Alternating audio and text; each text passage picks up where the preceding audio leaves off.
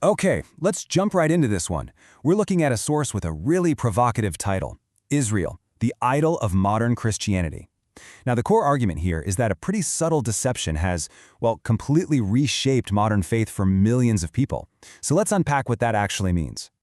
So the source kicks things off with this really powerful question. It's asking what happens when the church kneels, not before the cross, but before a country. This one question is really the foundation for its whole argument.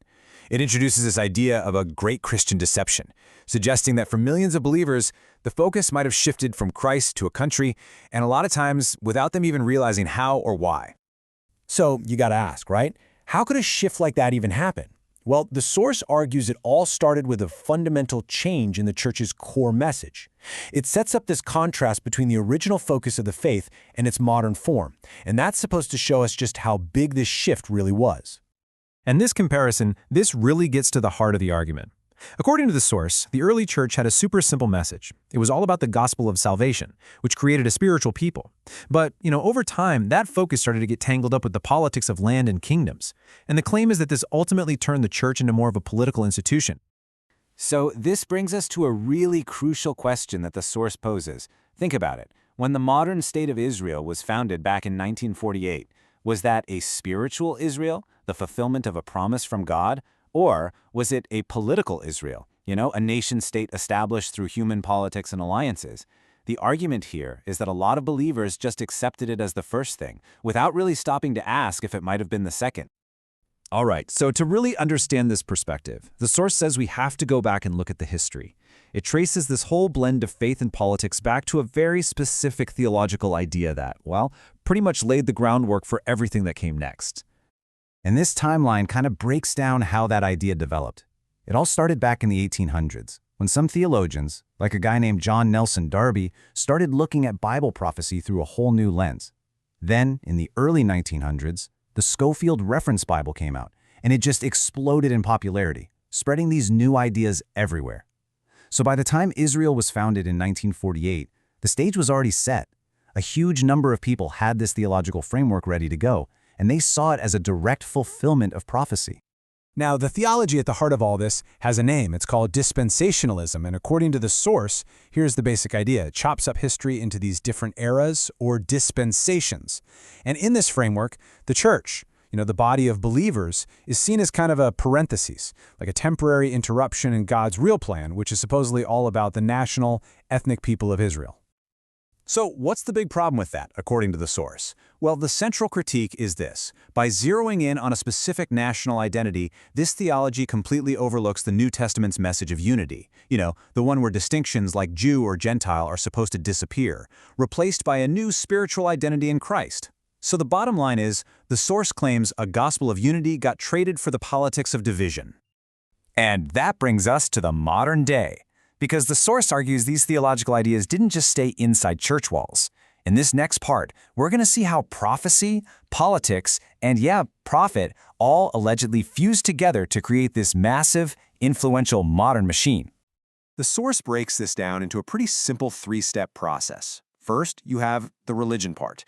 Prophecy is used to create this sense of urgency and loyalty. Then, step 2 is business. That loyalty gets turned into donations, tours to the Holy Land, all kinds of products, all in the name of blessing Israel. And finally, step 3, geopolitics. All that religious loyalty is then leveraged to influence politicians, lobbying, and international alliances. Now, at the very heart of this entire movement, there's one specific Bible verse that you hear over and over again. It's from Genesis.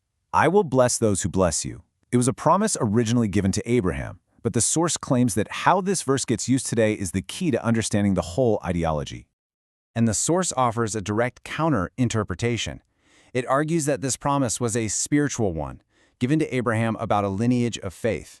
It was not, the source claims, a political blank check for modern governments. From this perspective, it was never meant to be used to justify unconditional support for the policies of any specific nation-state. So, what are the consequences of this machine? Well, according to the source, they're pretty serious.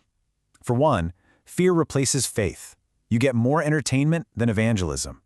Tithing money gets funneled toward political aid instead of the poor. And maybe most importantly, any criticism of the state of Israel gets treated like blasphemy. Pastors who even dare to question the movement can face some serious backlash. Okay, so what's the biblical argument against all this?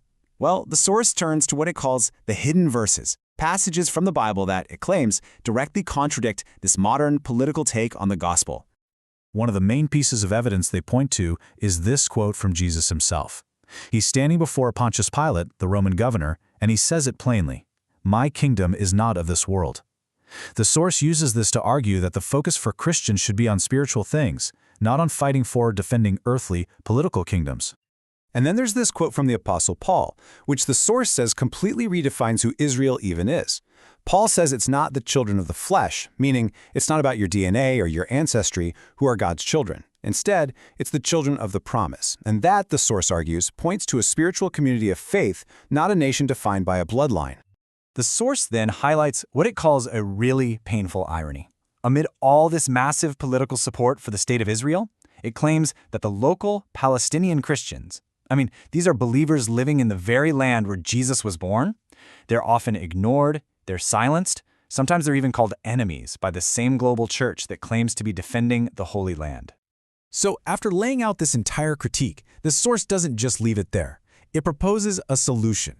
This final section is a call for a fundamental reset, a return to what it argues is the true, original focus of the Christian faith. And this slide really sums up the two competing views. On one side, you have what the source calls the misguided view. The promised land is physical soil, your allegiance is to a flag, and your focus is on fighting for borders. And on the other side, you have the view the source is pushing for. The promised land is a spiritual kingdom inside you, your allegiance is to the cross, and your focus is on fighting for souls, not territory. So how do you get there? The source lays out a path to, get back on track. It starts with just admitting that the church has been seduced by politics. Then it's about putting Christ first, kingdom second, and politics way, way last. It means choosing to love your enemies over funding conflicts and standing up for what's right for everyone, not just showing favoritism to one nation. And so we land on this final, really challenging question. The source leaves you to wonder, has this political alliance actually become a modern-day idol? It suggests that maybe the greatest test of faith today has nothing to do with geopolitics and everything to do with whether the church can look in the mirror and recognize its own idol. A pretty heavy thought to end on.